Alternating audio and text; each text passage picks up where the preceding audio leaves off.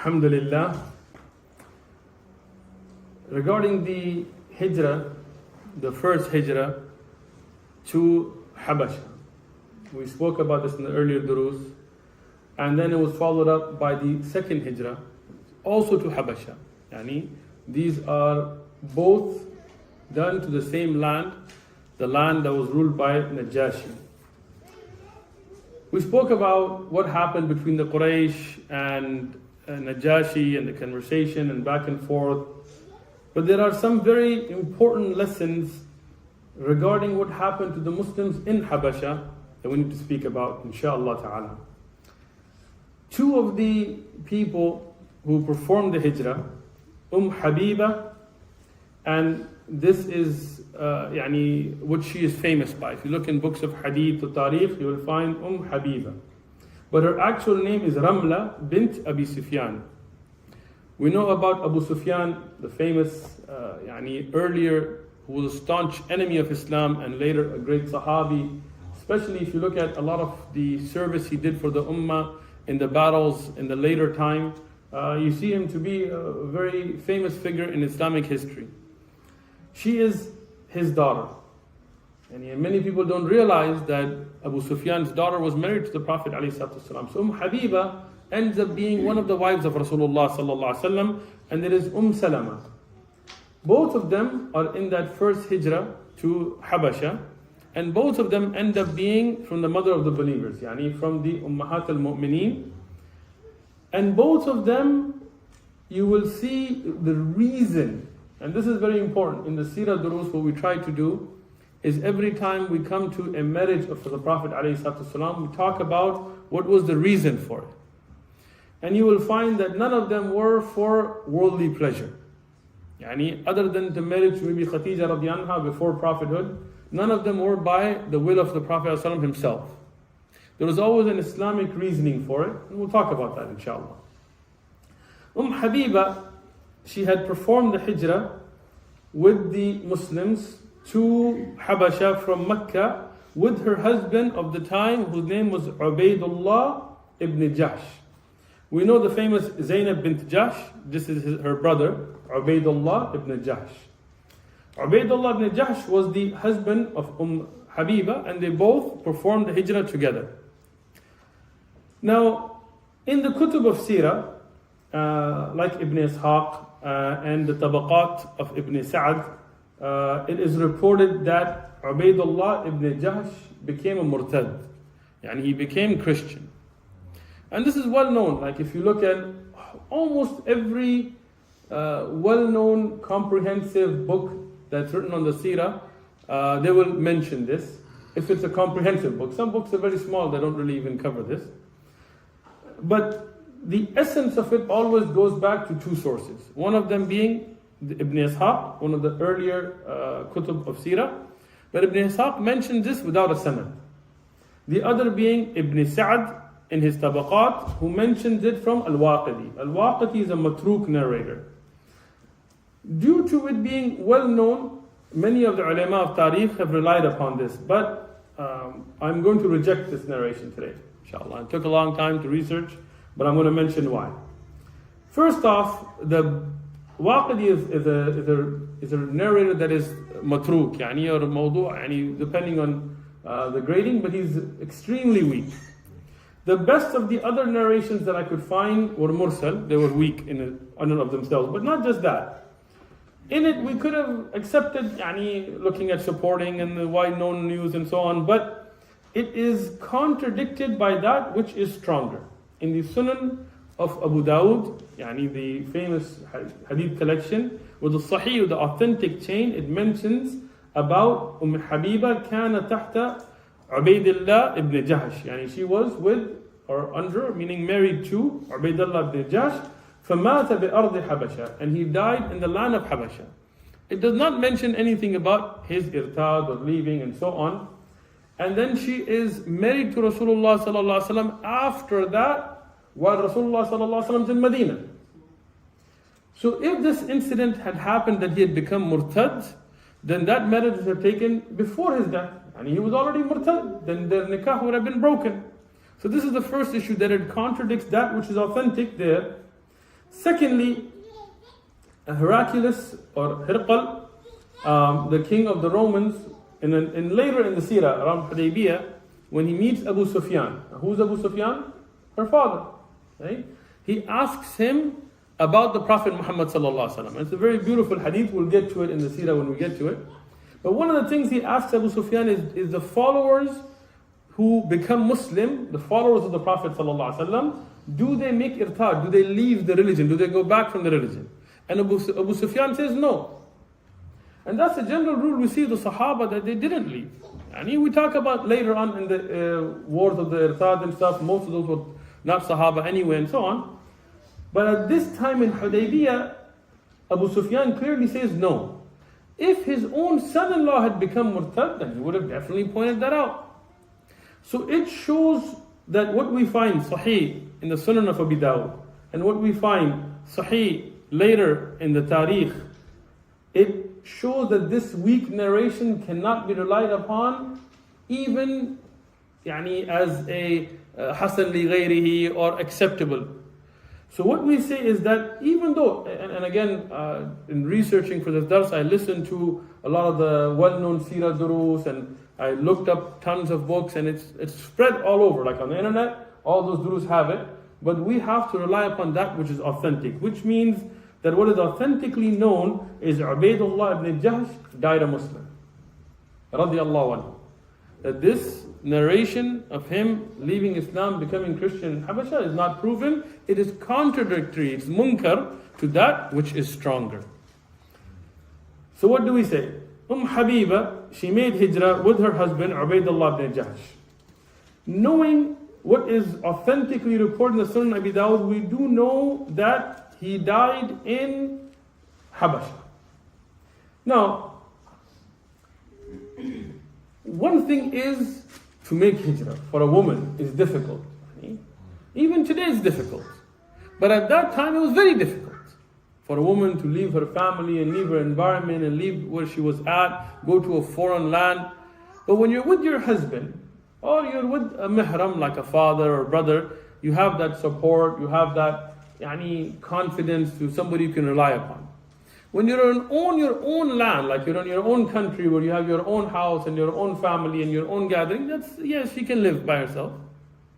But to live in a foreign land, a land that is at that time majority kuffar. Habasha was not like Medina, and even Medina when they first made hijrah was not majority Muslim. So in a land that is mostly Christians there, and it's a foreign land, the language is different, the people are different. For her by herself being there was very difficult. And this is where the iman of the people gets tested. If somebody is weak in iman, then obviously for the people of Habasha, the people there who were Christians, would have loved for her to have left Islam and become Christian. And they would have supported her and they would have got her married and they would have given her wealth and they would have taunted the Muslims. Because even though Najashi, he was very fair and just, but as we mentioned, Alhamdulillah. So as we mentioned, the priests and the other people there, they were not happy about the Sahaba being there. And in some of the books of Seerah that don't go into depth, and especially what we see online, like the videos and little cartoons, they make it seem like Habasha was like just totally welcoming. No, many of the people there, the priests and especially who had made their living of calling people towards worshiping Isa ibn Maryam, they were not happy about Najashi accepting the Muslims and being lenient, and we talked about in the last dars. But this is a woman who brought iman upon tahqiq, upon research. She had known her own father was a staunch enemy at that time of Islam, and she had brought iman. Imagine if Abu Sufyan and these people, the leaders of Quraysh, what they were doing to the Sahaba. Imagine when his own daughter became Muslim, how angry he must have been. And for her to then have left, being from the household of one of the leaders of Quraysh, and then living in the hardships of being in Habasha, and then without a husband, without that support, without a brother, without a father there, it must have been very difficult. But she was strong in her iman and she kept to her faith. And this is again we're discussing this because it has to do with those that made Hijra into Habasha. But later on, when Rasulullah sallallahu alaihi wasallam is in Medina, and at that time Najashi had become Muslim, even though he kept it secret. And we'll give another dalil. I mean, obviously Rasulullah made janazah on him. We have adillah that he became Muslim, but this will be another proof for that as well. At that time, Rasulullah sallallahu alaihi wasallam in Medina, he sent his proposal for Habiba. Now Habiba is older, she's not young at this time. And she's already been married. Right? She's not somebody who's even in the same geographical location as Rasulullah sallallahu alaihi wasallam. So he's not marrying her because she's so beautiful, or because she's young, or because he can fulfill the relationship that a husband and wife have, or she can serve him because she's in Habasha and he's in Medina. But he sends that proposal to her. The ulama, like Ibn Kathir and others, they mention some fawaid from this. Ibn Hajar has mentioned some of them as well. I'm going to summarize from them. One of them, it's a testament to her iman, that she was somebody of such iman, that Allah ordained for her to be from the people of Jannah, from the Ummahat al-Mu'mineen, from the mothers of the believers. It's a testament, secondly, to her patience. When her husband died, Ubaydullah ibn Jahsh, imagine the test she must have gone through to break, to be like, you know what, I came all the way here, I did hijrah for Allah, and now my husband's dead, and I got nobody to earn for me, and I got nobody to support me. Khalas, I'm going back to the Quraysh, I'm leaving the religion. Or khalas, I'm becoming Christian. Or khalas, why me? Like how people get frustrated, right? But look at her patience. She left everything, she made the hijrah, she was there, her husband died, she's still patient on Islam. Then Allah rewards her in this dunya and akhirah. In this dunya, with the honor of being the wife of Rasulullah sallallahu alaihi wasallam. What does it mean to be from the Ummahat al-Mu'mineen, to be from the wife of the Prophet alayhi salatu, the mother of the believer? No doubt you're from the people of Jannah. And when you are somebody who stays upon that, then you are from the people of Jannah. So she's given this great glad tidings for the akhirah as well. It is also a testament to how Rasulullah sallallahu alaihi wasallam had a soft heart. He didn't think about what's the benefit of me marrying this woman. She lives far, all this stuff, right? She's not young, it's not about, No. He said, what will happen to her iman? I will send a proposal to her, she becomes a Muslim. Later on, she comes to Medina, but at that time, she was still in Habasha. Who conducts her nikah? Who is the one that does the marriage? And who will be the wali for her? Because her father at this time is not Muslim. Abu Sufyan at this time is not Muslim. So who will it be? The one who will step in for her is Najashi. Now how can a kafir give a Muslim in nikah? He cannot. Otherwise Abu Sufyan would be her wali. But because Abu Sufyan was kafir, his daughter, now here, Habiba, her wali is the Muslim ruler of the land, Najashi. And this gives us first a dalil that Najashi was Muslim at that time. Secondly, it's a fiqh ruling that if there is a woman and she's a revert, she's somebody who accepts Islam, or her family becomes murtad, whatever, in a case where she doesn't have a Muslim who can be a wali for her. A Muslim, whether it's her father or her older brother or her uncle, somebody from her family that can be a wali for her. If she doesn't have that, then the Muslim ruler of the land can be a wali for her. Tell you, it might be difficult, I don't know, I haven't tried, in some of the Muslim lands, that you go to the king or you go to the president and you're like, I need a wali for the sister that became Muslim. They might be a little busy, right? So, you can bring somebody, as the kutub of fiqh mentions, like qada, like a qadi, like a scholar, or an imam, or somebody who is a leader in the community, a Muslim, a pious, outwardly, Allah knows the hearts, to be a wali for somebody who is a revert. And this is a dalil from the life of the Prophet ﷺ. Now, one thing I want to mention, there is a well-known narration, and it's later on in the Seerah, but I'm going to mention it because it's related, which is that Abu Sufyan came to Medina afterwards. after she had already come to Medina, when the Treaty of Hudaybiyah was at a fragile moment, he came to restore it.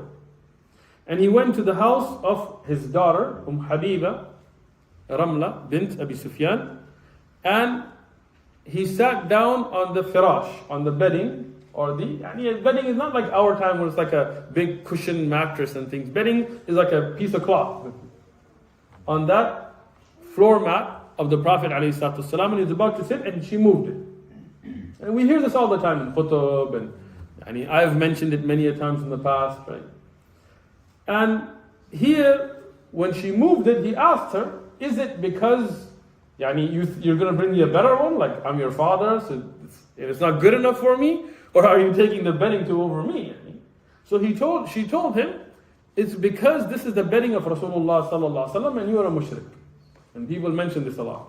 But again, it's not about entertaining people. This narration is weak. This is a weak narration. So just as a heads up, this narration cannot be relied upon. Regarding her nikah, what we find, and this is again in the Sunan of Abi Dawud, where hadith number 2107, that Najashi, he even paid the mehr on behalf of the Prophet ﷺ. And he, out of his love for the Prophet ﷺ, he paid 4,000. The hadith in Sunan Abi Dawud just mentions 4,000.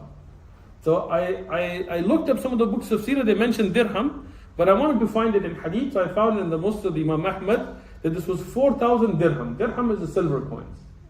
And the ulama of Tariq, they write, like Ibn Hajar, that this was the most expensive mehr of any of the wives of Rasulullah sallallahu alaihi wasallam. And it was actually not paid by the Prophet sallallahu alaihi wasallam, it was paid on the behalf of the Prophet sallallahu alaihi wasallam by Najashi. 4,000 dirham is a large amount of money at that time.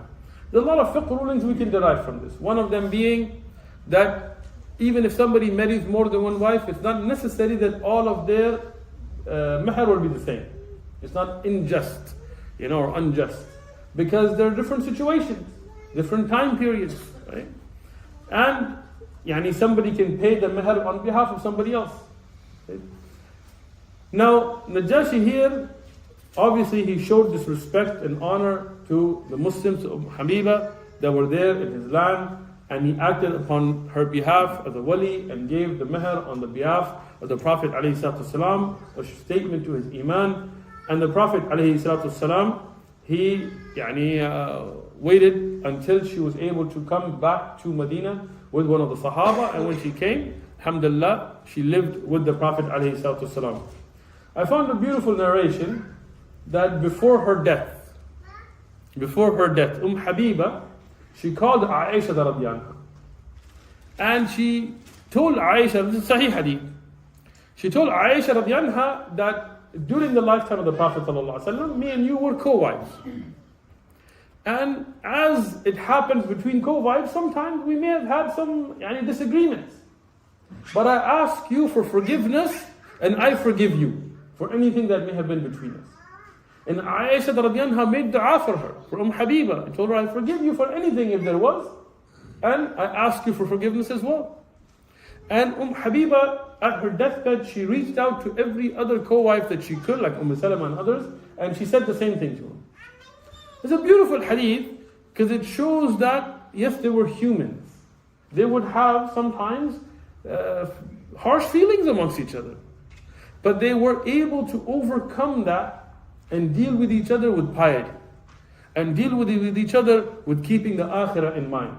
Not like, oh, her, I remember her, she did this, I'm never going to speak to her. Oh, you, no. No, they're worried about their akhirah.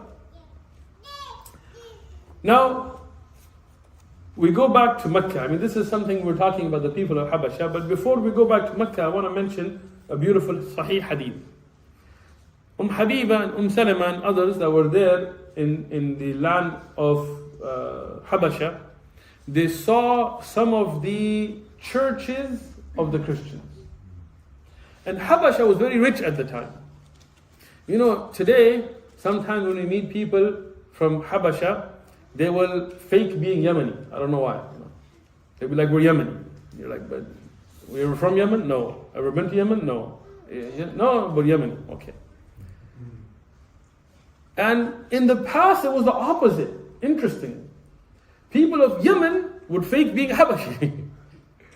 And they would try to attribute themselves to Habasha. Because Habasha was rich and strong. We know from Abraha in those times, you know that military-wise and financially, he was very strong. You know, according to Western historians, the richest documented man in history was from where? Africa. Musa what? Mansa Musa.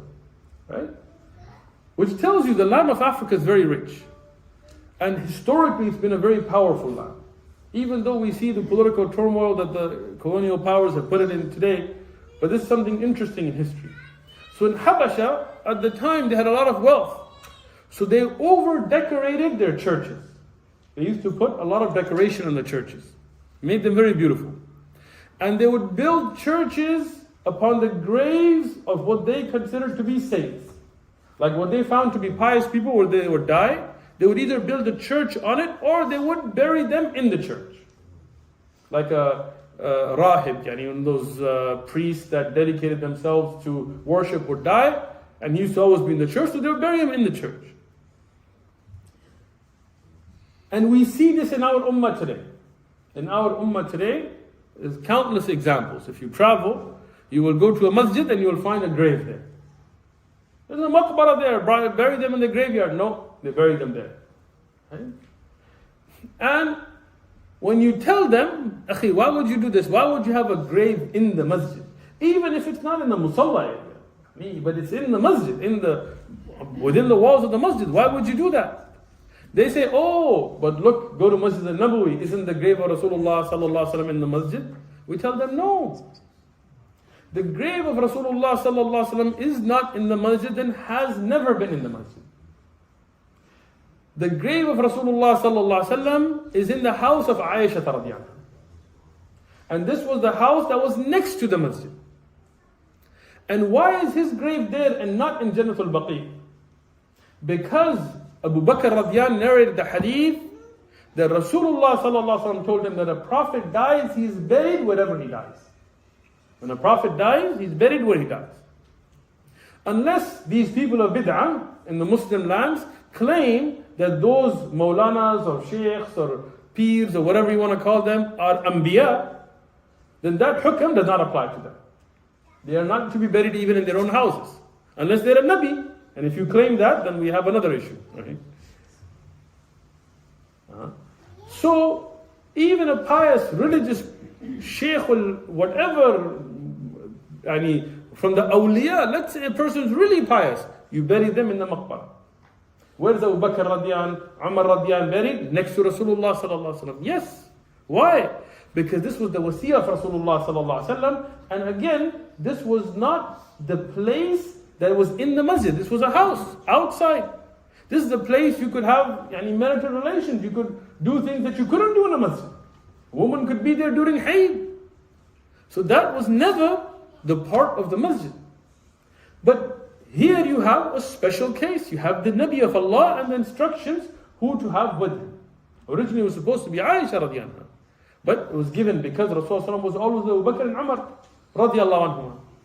But all of the other Sahaba like Uthman radiallahu anhu and others, they're all buried in al-Baqi. They're not buried even in their own houses.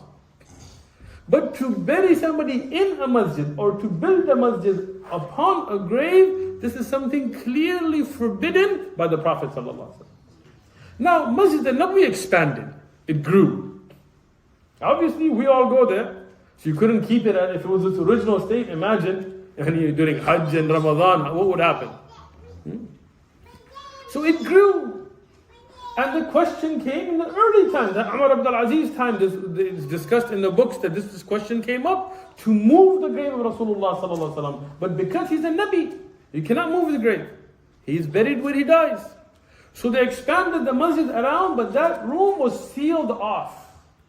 Was never a part of the masjid. It was sealed off since that time. And I've been there, and I've been behind. One of the brothers who works there, he took me behind, where the grill is, and you open, and there is just a wall, all the way to the ceiling, and it's been sealed off.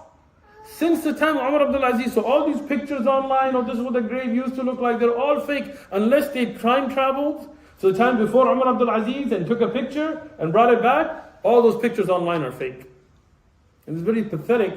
You go to some masajid, you see a poster, the graves of the different prophets.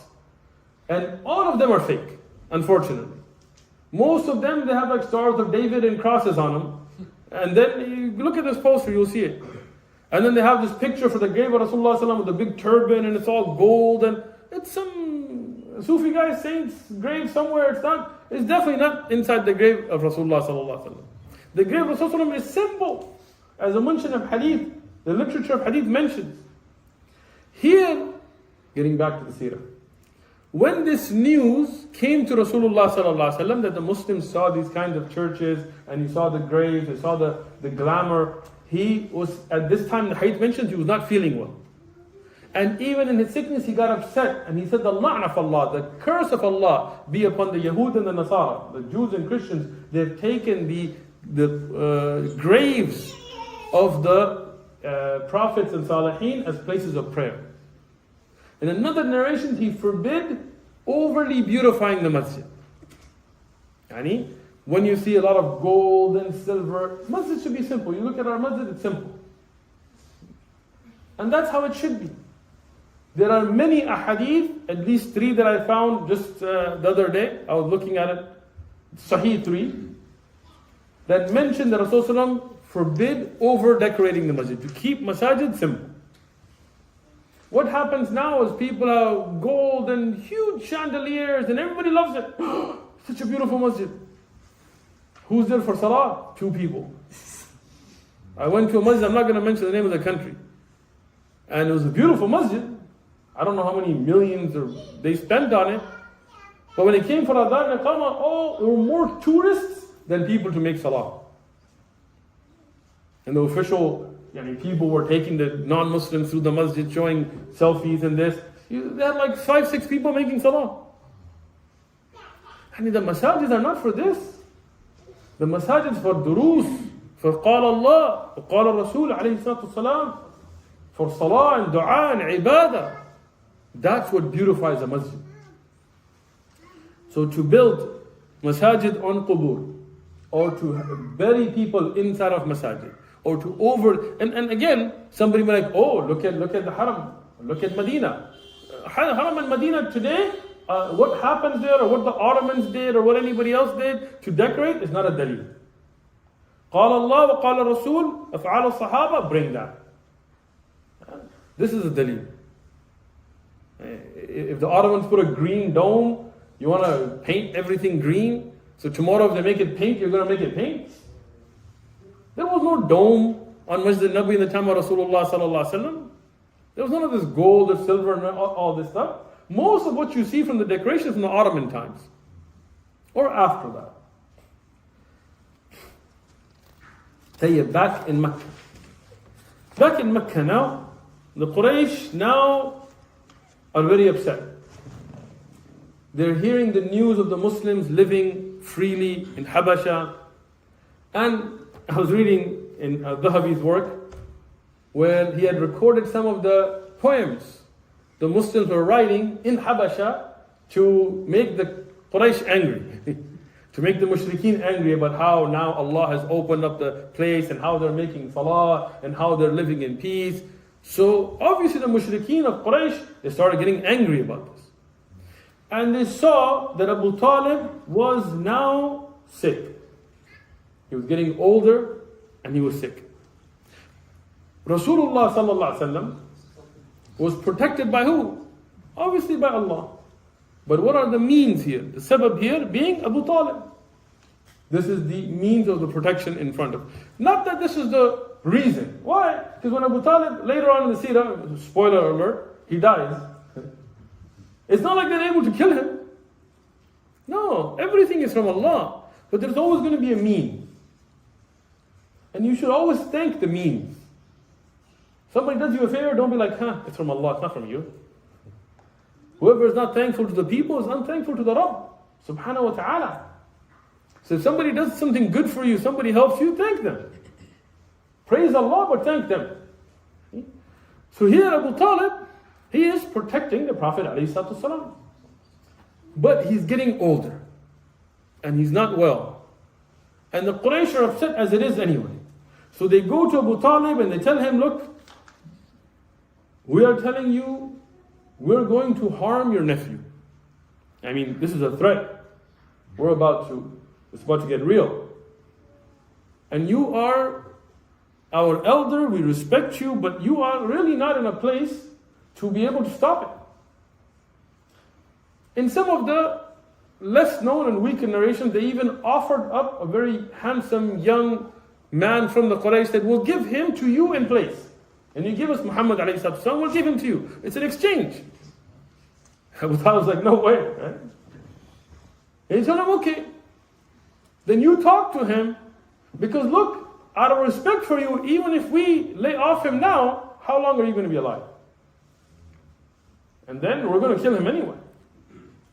So Quraysh, and I'm summarizing from many narrations here, they pushed Abu Talib until he sent to bring the Prophet ﷺ. Rasulullah sallallahu alaihi wasallam, now he sits down and Abu Talib tells him, these are your people. These are your qawm. These are your people. Listen to them. And these are the leaders of the Quraysh. They tell him, look, you do what you want to do, just leave us alone. Meaning, leave our gods alone. Do your thing. Just don't speak about us. And then you'll be safe from us. Don't speak bad about our gods. Don't call towards Tawheed. Don't talk bad about shirk. You go worship Allah all you want. But don't mess with our religion. And that's the same thing we get today. Just don't talk about us. I mean, this is the thing.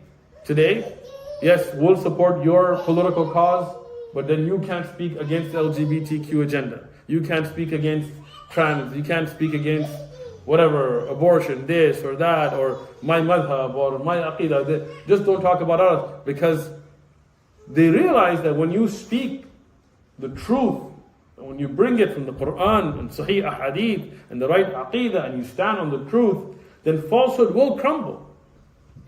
And they will try to find ways to blackmail you and torture you and harm you physically, mentally, politically, financially, whatever. But they're not really even worried about what you believe. They're worried about their own power, their kursi, their position. They're worried about their living up. Like today, when we talk against riba, not on an individual level. Individual level, we talk bad about riba, and then they go to the bank and then they find some fatwa, right?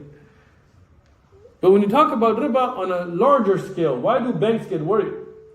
Well, they say, okay, no, you guys don't do riba, who cares? Right? Do whatever you want. They get worried because they know that if the Islamic banking gets implemented and people are able to buy houses without riba and buy cars without riba, without the oppression of this usury system, then even kuffar are going to be like, what the heck are we doing? So this luxury that they're living in, the CEOs of banks, the banks that care about the little people and they want to give loans to the needy and they want you to get you in a house. Look at their CEO salaries. One day I saw the salary of the CEO of Red Cross. I was shocked. You're making that kind of money? Right? So these banks, whose executives and stakeholders and CEOs are some of the richest people in the world. They have their private planes and their own private islands and all this stuff, right? You think rappers and actors have money? These guys could buy and sell Oprah if they wanted. Right? This is wealth that, is in the background. You don't see it, but it's a lot more. Oprah goes to them for loans. Right? So these people, they realize. So that's why they don't want you to speak about the haqq. Rasulullah sallallahu alaihi wasallam told them, I will stop if you say one word. And this one word, this one kalima, this one statement will make you the rulers over the Arab and the Ajam. And this is the promise of Allah.